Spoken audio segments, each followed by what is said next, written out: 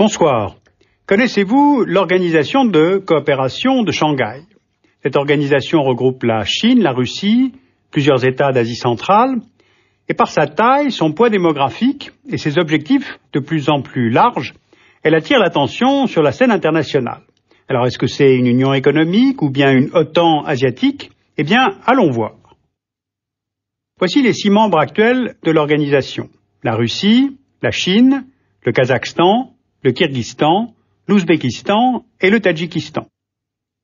Cette organisation couvre ainsi en superficie les 3/5 de l'Eurasie et en population le quart de l'humanité. Elle trouve son origine dans le traité de Shanghai qui avait été signé en 1996 avec pour objectif de gérer les problèmes frontaliers et territoriaux le long de l'ancienne frontière soviéto-chinoise, soit près de 3000 km. Depuis 1996, l'OCS s'est dotée d'une charte, d'un secrétariat qui est basé à Pékin, et elle accueille maintenant la Mongolie, l'Inde, le Pakistan et l'Iran comme observateurs. Alors ce qui frappe, c'est évidemment la différence de taille et surtout de capacité d'influence entre les membres de cette organisation. D'un côté la Chine et la Russie, de l'autre les États d'Asie centrale qui ont beaucoup moins de poids. Alors que peuvent donc avoir comme objectif commun des États si disparates et que cherche chacun d'entre eux aujourd'hui? Le principal objectif de l'organisation, c'est la lutte contre le terrorisme, puis par extension contre les extrémismes et les séparatismes, auxquels on a ajouté plus récemment la coopération économique. Au début des années 90, après l'éclatement de l'URSS, les pays d'Asie centrale vivent une difficile transition économique, mais aussi politique. Les élites soviétiques restent au pouvoir, elles s'empressent de mettre en place des régimes autoritaires et, en interdisant l'émergence d'une opposition, favorisent en fait peu à peu l'émergence d'un islam radical. La guerre civile au Tadjikistan oppose les ex-communistes à des mouvements politiques islamiques et en Ouzbékistan se développent des mouvements islamistes de la même façon. Donc une intégration à une structure régionale est vue un petit peu comme un gage de stabilité, c'est-à-dire en fait une aide au maintien au pouvoir. D'autant que la définition très floue du terrorisme permet toutes les dérives. Côté Moscou et côté Pékin, on craint la contagion de ces menaces vers la Russie et vers la Chine. Et cette crainte est en fait renforcée lorsqu'à l'automne 1996, les talibans arrivent au pouvoir à Kaboul. Car Moscou lutte déjà contre le séparatisme tchétchène, et Pékin craint le séparatisme des Ouïghours, ces turcophones musulmans qui vivent dans la province chinoise du Xinjiang, qu'on appelait autrefois le Turkestan oriental.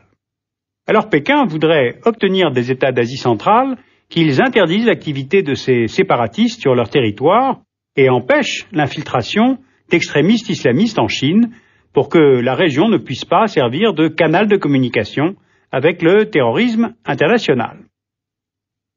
En somme, l'Organisation de coopération de Shanghai doit servir à la Russie et à la Chine à stabiliser la région centra-asiatique post-soviétique. Mais derrière cet objectif commun se dessinent d'autres intérêts et qui, eux, ne convergent pas du tout.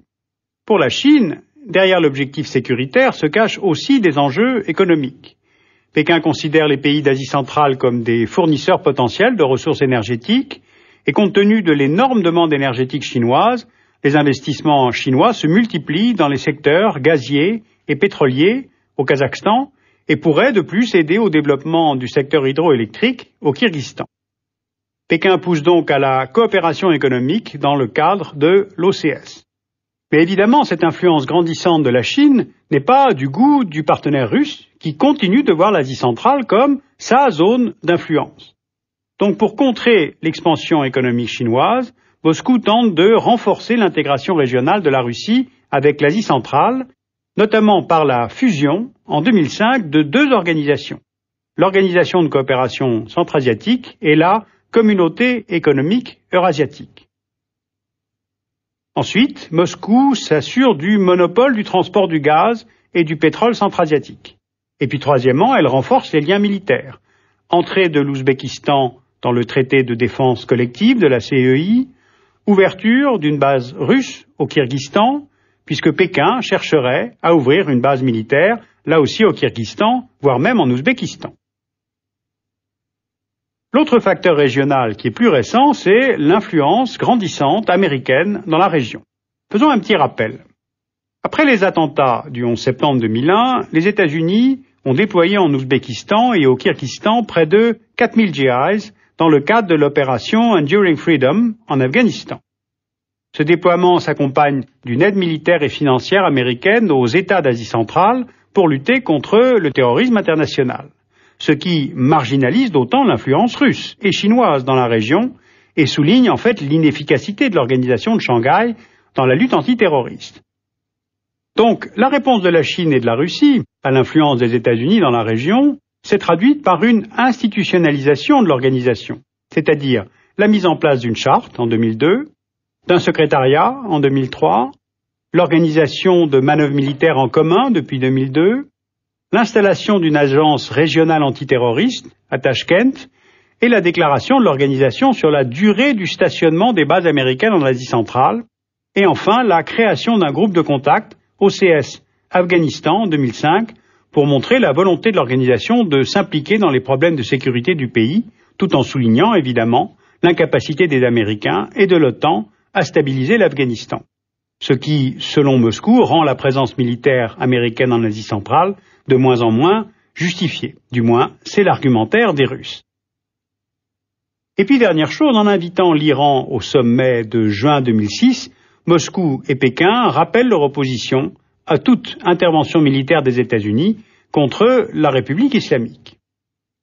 Alors cet OCS, on le comprend peu à peu, est en fait au centre d'un dispositif diplomatique complexe et au centre des questions de sécurité internationale. La Russie se sert de l'OCS comme instrument face à l'influence américaine par la création d'une communauté asiatique rivale de l'OTAN. Et pour la Chine, l'objectif est avant tout de renforcer sa présence dans une région qui est riche en hydrocarbures et qui est indispensable donc à sa croissance économique. Et cette organisation de coopération de Shanghai suscite maintenant l'intérêt à l'échelle régionale. L'Inde, le Pakistan, l'Iran, la Mongolie y sont observateurs, et l'OCS pourrait s'ouvrir au Vietnam, à la Thaïlande, à la Malaisie, à l'Indonésie et aux Philippines, parce que pour ces États, la participation à une organisation de coopération transnationale est vue comme un moyen de renforcer la coopération économique, donc de contribuer à la sécurité énergétique. La Russie a d'ailleurs proposé au sommet de juin 2006 de mettre en place un OPEP du gaz entre les États membres producteurs. Alors cet élargissement aux pays voisins conduirait en quelque sorte à un rééquilibrage au profit de la Russie en diluant l'influence de la Chine, notamment avec l'entrée du rival indien.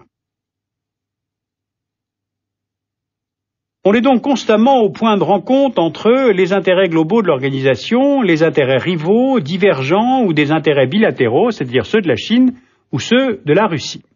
Ce qui est certain en revanche, c'est que l'OCS émerge aujourd'hui comme une organisation régionale qui pèse d'un certain poids sur la scène internationale.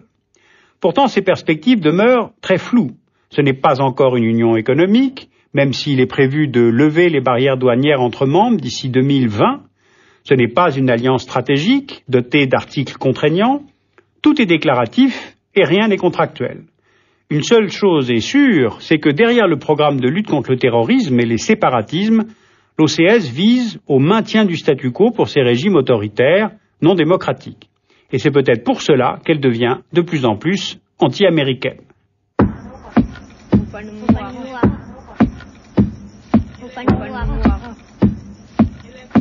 Vous pouvez lire utilement un petit fascicule qui s'appelle « La mondialisation est-elle un facteur de paix ?» écrit par 3 économistes, Martin, Meyer et Teunig, aux éditions de la Rue d'Ulm.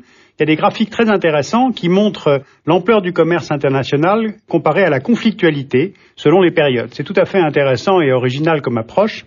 Et puis vous pouvez aussi lire L'état du monde dans son édition 2007. C'est une nouvelle formule, c'est un ouvrage collectif très rigoureux aux éditions de la Découverte. Alors tous ces ouvrages, ainsi que les références que nous avons dans les livres en langue allemande, vous pouvez le retrouver sur le site de Arte, arte.tv.